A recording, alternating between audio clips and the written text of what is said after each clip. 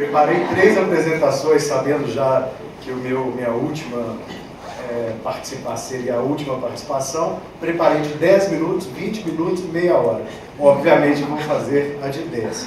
Principalmente porque fui precedido pelo brilhante, querido e amigo professor Gustavo Brigagão, de onde eu parto, porque o artigo 135, inciso 3, e o artigo 134, com as excelentes lições às quais eu fui, preparei os slides citando boa parte da jurisprudência que ele citou, da doutrina que ele citou, porque somos fundados pelos mesmos mestres. Então eu já parto da certeza que os senhores absorveram muito bem o que disse o professor Gustavo Brigagão.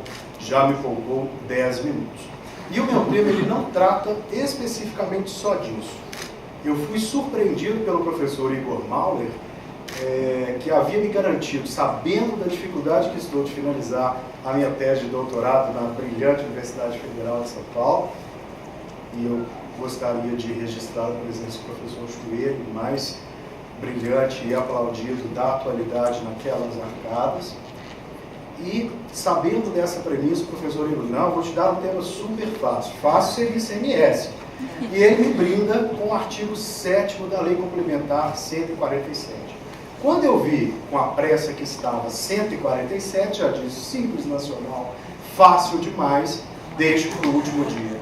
Terminei hoje às 7 horas da manhã, de modo que eu não fui ao coquetel e não os vi por isso, e de modo que a minha cara de sono diverge das razões das minhas vidas. Eu tenho a grata satisfação de dividir a mesa com os palestrantes que me precederam. Gostaria de agradecer a oportunidade de estar aqui no 18º evento, da qual o professor Frataro também participei de alguma forma de todos, em todas as funções que você descreveu. E 18 anos foi também tempo suficiente de ver nascer, batizar e ver hoje o meu afilhado aqui, trilhando os primeiros caminhos no direito, de modo que eu posso pensar que alguma influência positiva eu exerci sobre ele, porque o direito tributário é para nós uma grande paixão. Pois muito bem. 5 elementos envolvem o meu tema: registro de sociedades, baixa, alterações, responsabilidade do artigo 135 e seus limites, que já sabemos como se aplica. Além disso, microempresa e empresa de pequeno porte e toda a doutrina de jurisprudência que enlaçam e juntam num só núcleo todos esses temas. Eu só sosseguei às 7 horas da manhã quando eu consegui desenvolver estes quadros que estão no final, porque eu vou pular os conceitos que os senhores já dominam, e cheguei a estas conclusões. São 4 quadros apenas que eu vou demonstrar e explicar como esses temas se entrelaçam. Antes disso, eu gostaria de dizer que ao abrir a Lei 147, tomei um susto, porque a Lei 147 foi vendida, e todos nós acreditamos, lendo a exposição de motivos, lendo a ementa, que ela se trata de uma lei que altera o Simples Nacional, e se observarmos o artigo 146 da Constituição, que já conhecemos, ela poderia apenas se limitar a conceder benesses à microempresa e à empresa de pequeno porte. Nunca maldades, apenas benesses. E assim o faz o mundo, o Brasil de forma tardia, ao proteger aquelas que mais empregam, ao proteger aquelas que fazem girar a roda da fortuna das grandes famílias no mundo inteiro. Quando li a Lei 147, percebi que ela de fato trouxe algumas novidades. Inclusão de novas atividades, a mais propagada delas, limites extras de faturamento, acesso a linhas de crédito especiais e estímulos à exportação. Por outro lado, vi que alguns problemas não foram solucionados, alguns problemas muito graves. A não adesão a parcelamentos especiais, todos nós sabemos que a União, os estados e os municípios brindam os contribuintes com anistias e remissões e parcelamentos infindáveis, ao qual é negado a microempresa e a empresa de pequeno porte. A ofensa à não cumulatividade, é impossível imaginar que a microempresa e a empresa de pequeno porte não possam trasladar créditos de IPI ou de ICMS na sua inteireza em razão de ofensa a um princípio constitucional. A substituição tributária também não foi resolvida. Meus caros da Fazenda Estadual, eu ouso dizer que todas as vezes que se cria a substituição tributária do ICMS para um produto, está a ferir de morte o simples, pelo menos no tocante ao que se refere à tributação estadual. A segregação de receita é um vício que precisa ser corrigido no Simples Nacional, porque admite-se excluir da tributação de determinada incidência, desde que haja imunidade constitucional. Se for um benefício fiscal concedido pelos estados, pelos municípios e pela União, eles não são automaticamente reconhecidos pelo Simples, que é um grave defeito, porque todos nós sabemos o capítulo triste dos benefícios fiscais na história desse país. Por último, onde se insere meu tema, que não há como ser compreendido se não tratado no conjunto. Baixa de empresa inativa, responsabilidade solidária dos sócios, etc. e tal, administradores, ultrapassando os limites do artigo 153, inciso 3, do mestre Brigadão. Esta baixa de empresa inativa sempre esteve prevista na Lei Complementar 123, sua redação original. Os slides comprovam, vocês terão acesso no site da Bradesco. Quando da sua edição original, a Lei Complementar 123 do Simples Nacional já havia previsto o seguinte, rápido resumo e um quadro demonstrativo. Esse quadro da microempresa. Microempresa e EPP, se fosse fazer constituição, alteração ou baixa dos seus estatutos ou baixa da empresa, a Lei Geral dos Registros nunca exigiu, 8.934, nunca exigiu nenhum tipo de certidão para que as microempresas pudessem realizar esses atos. Mas todos nós sabemos que há leis especiais que alcançam todos os contribuintes, aqui os contribuintes comuns, as empresas em geral, lei do INSS, lei do Fundo de Garantia, lei da União, lei dos Estados, que ultrapassam a Lei 8.934, mas por serem especiais, passam a exigir, vamos falar da baixa, que para que seja promovida a baixa, apresente-se a certidão de quitação de débitos tributários. Muito bem. Quando a Lei 123 foi publicada, ela previa para todos que se enquadrassem como microempresa a dispensa dessas certidões, apenas para a Constituição e apenas para alteração, e exigia a certidão de baixa para todos os efeitos legais, aplicando-se, portanto, no nosso entendimento, qualquer hipótese de redirecionamento aos sócios, os limites impostos pelo artigo 134 e 135 do Código Tributário Nacional. O que já existia na lei original era uma previsão de dispensar a certidão desde que a empresa estivesse 1 ano em inatividade. Ela poderia solicitar a baixa, mas esse ato automaticamente passaria a responsabilizar os sócios, os titulares, os empresários, os administradores, como responsabilidade solidária a abarcar todos os débitos da empresa. Note que eu estou dizendo e usando a palavra solidária, utilizada pela própria lei, no intuito de dizer não haveria necessidade de se comprovar nenhum dos requisitos impostos pelo 153.3 já trabalhados anteriormente, infração à lei, etc., e nem mesmo o grau de responsabilidade dos sócios. Seriam todos responsáveis mediante responsabilidade solidária pelo débito da empresa. Era facultativo, então, e só atingia quem era inativo. A novidade da Lei Complementar 147, ao modificar o Simples Nacional, percebam, apenas alterou esse quadro na letra B.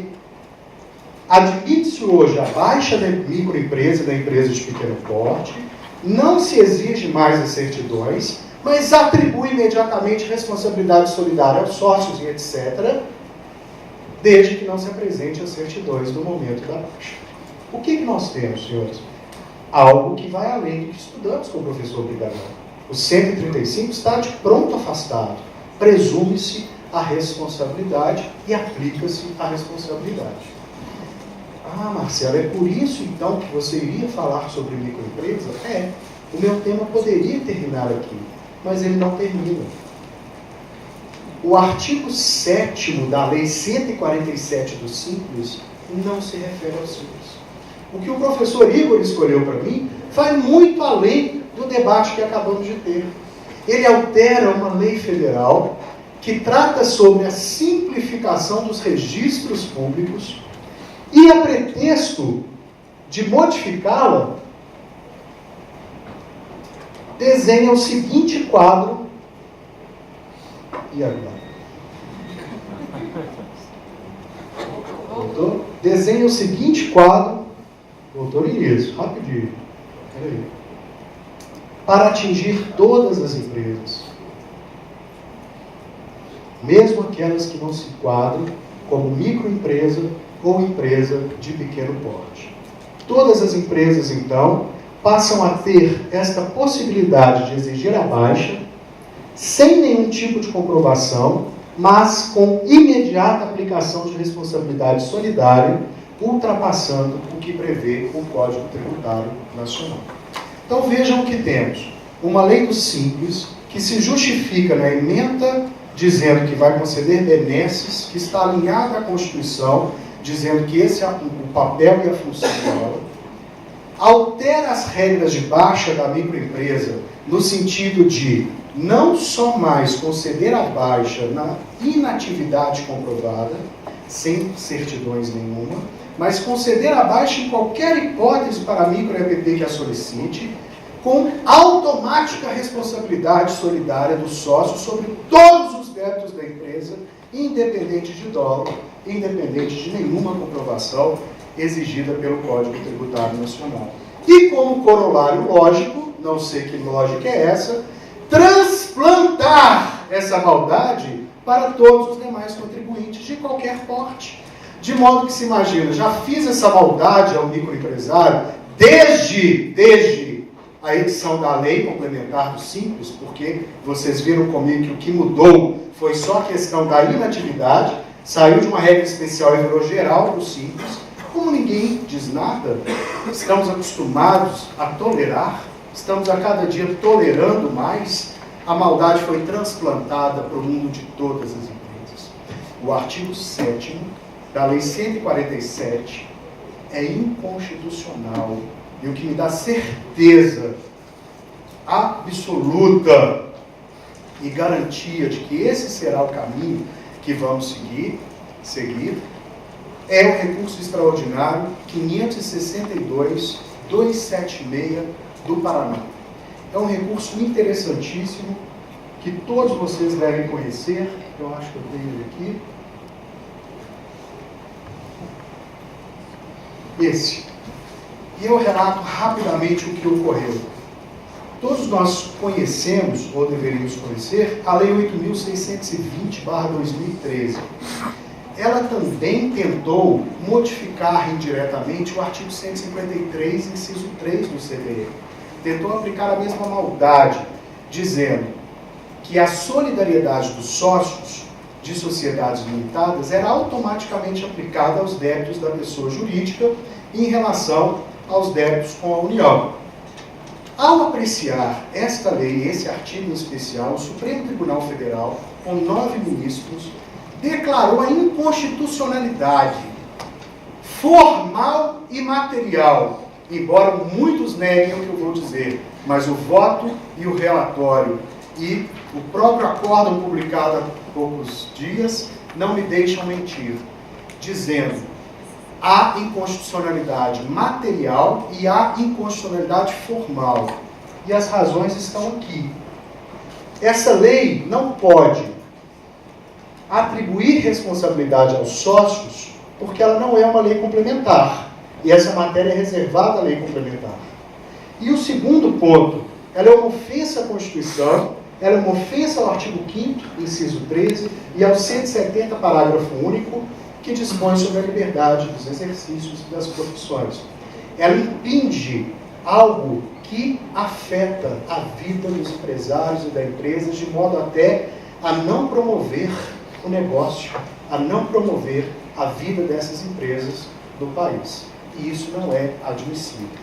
A Fazenda Pública, a União, me perdoe, a União, insatisfeita com o acórdão que foi de relatoria da ministra Ellen Grace, solicitou, mediante embargos, a seguinte declaração: ministros, excelência, não deixe estar como publicado o acórdão, porque Vossa Excelência disse que foi julgada a questão formal e material dessa inconstitucionalidade, desta lei muito similar à que estamos analisando, formal e materialmente por unanimidade. Não é verdade, porque 3 ministros não votaram a favor da inconstitucionalidade pela razão material. E é brilhante o voto do ministro que pediu vista, que entendeu que deveriam ser admitidos embargos declaratórios, e o ministro Marco Aurélio, não vou ler, chegou à seguinte conclusão: sim, a ministra disse que, por unanimidade, há inconstitucionalidade formal e material. Não é verdade, porque dos 9, 6 votaram pelas 2 inconstitucionalidades. Já, de pronto, garantindo a inconstitucionalidade das 2, uma vez que 9 é o número mínimo para se julgar a inconstitucionalidade. Ele assegura que houve, portanto, um precedente, que há um caso similar e que deve ter o mesmo destino do artigo 7º da Lei Complementar 147. Todas as vezes que nós vamos preparar uma palestra, escrever um artigo, ficamos em silêncio, reclusos, né? Recebendo as influências dos nossos mestres, que sempre nos influenciaram. Dessa vez, quem me perseguiu foi um poeta brasileiro, Augusto dos Anjos, e ele não me deixou de forma alguma esquecer, para não ferir ouvidos mais sensíveis, a frase que eu destaco: não se surpreendam, a mão que afaga é a mesma que apedreja, ou a lei que afaga, às vezes, é a mesma lei que apedreja. Inconstitucionalidade do artigo 7º do artigo da Lei Complementar 147 é o que esperamos. Muito obrigado e até a próxima.